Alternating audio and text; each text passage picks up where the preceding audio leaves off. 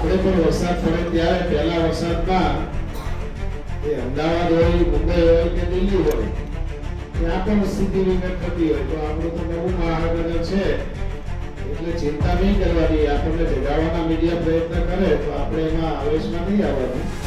એટલે ભૂવા કરવાના છે, હું અત્યારથી જ કહું છું.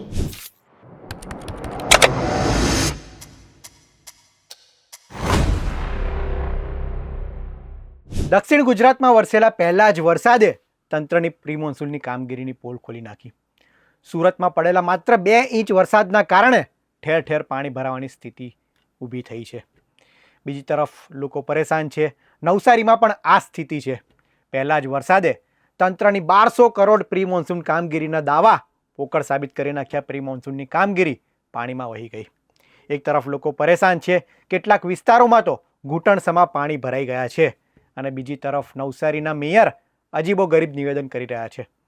અધિકારીને સંબોધતા નવસારીના મેયરે કહ્યું કે મોટા મોટા શહેરો અમદાવાદ, મુંબઈથી લઈને મેગા સિટીમાં પહેલા વરસાદે જ્યારે પાણી ભરાઈ જતા હોય તો નવસારી તો હમણાં જ મહાનગરપાલિકા બન્યું છે. મેયરે કેવો તર્ક રજૂ કર્યો એ જ ખબર નથી પડતી. મેયરને કહેવાનું કે શું મેયર સાહેબ એ વરસાદના પાણી ભરાવા એ સારી સ્થિતિ છે અને વરસાદના પાણી ભરાવા અને ભૂવા પડવાની ઘટનાને તમે સામાન્ય ગણી રહ્યા છો તો 1200 કરોડનું શું? કારણ કે પ્રી મોન્સૂન કામગીરી માટે તંત્ર 1200 કરોડ રૂપિયા વાપરી રહ્યું છે તો 1200 કરોડ પાણીમાં જ ગયા એમ સમજવાનું ને. અને તમે જનતાને એટલે એવું કહી દેવા માગો છો કે હવે તમે તમારી રીતના જોઈ લેજો, વરસાદમાં પાણી તો ભરાવાનું જ છે અને ભૂવા તો પડવાના જ છે. થોડો વરસાદ નથી, આ તો હજી પહેલો જ વરસાદ પડ્યો છે. હજી તો વધારે વરસાદ પડશે. આગામી સમયમાં ચોમાસામાં સ્થિતિ કેવી વિકટ બનશે તે મોટો સવાલ છે. પહેલાં સાંભળો નવસારીના મેયરે શું કહ્યું. એટલે આપણે પણ વરસાદ પડે ત્યારે પહેલા વરસાદમાં એ અમદાવાદ હોય, મુંબઈ હોય કે દિલ્હી હોય ત્યાં પણ સ્થિતિ વિકટ થતી હોય તો આપણું તો નવું મહાનગર છે એટલે ચિંતા નહીં કરવાની. આપણને જગાડવાના મીડિયા પ્રયત્ન કરે તો આપણે એમાં આવેશમાં નહીં આવવાનું. આપણે કહેવાનું કે અમે સ્થળ પર જઈને આપણે આપણું કામ કરવાનું. સૂચનાઓ આપી છે આજે કમિશનર સાહેબની હાજરીમાં.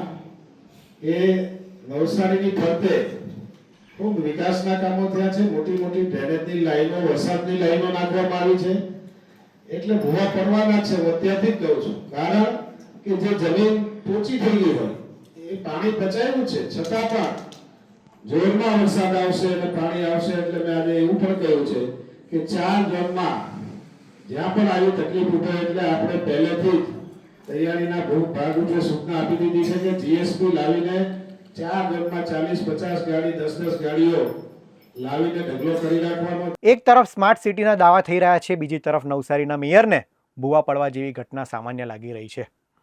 મેયરે એમ પણ કહ્યું કે મીડિયા જગાડવાનો પ્રયાસ કરશે ત્યારે અધિકારીઓ તમારે આવેશમાં ના આવવાનું. મેયર સાહેબ, મીડિયાનું કામ જ છે જગાડવાનું, લોકોના પ્રશ્નને વાંચા આપવાની. જે સમસ્યા છે, જે કામ નથી થયા, જે કામ તંત્રની કરવાના આવે છે અને નથી કરતા એટલે તો મીડિયા એને બતાવે છે. અને તમે એમ કહી રહ્યા છો કે મીડિયા જગાડવાનું કામ કરશે ત્યારે અધિકારીઓએ તંત્રના આવેશમાં ન આવવું. અજીબો ગરીબ એ દાવો નવસારીના મેયર કરી રહ્યા છે. નવસારીના મેયર જાણે નવસારીની પ્રજાને રામ ભરોસે મૂકી દેવા માગતા હોય તેવું લાગી રહ્યું છે. કારણ કે આ જવાબદારીમાંથી છટકવાનો પ્રયાસ છે.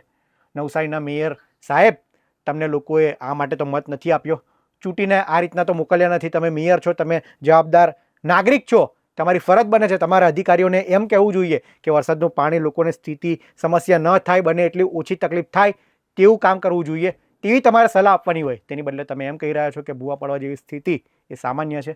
નવસારીના મેયરનું જે નિવેદન આવ્યું છે તેને લઈને તમે શું માની રહ્યા છો તેમને કોમેન્ટમાં જરૂર જણાવશો. કારણ કે આ તો હજી ચોમાસાનો પહેલો વરસાદ છે.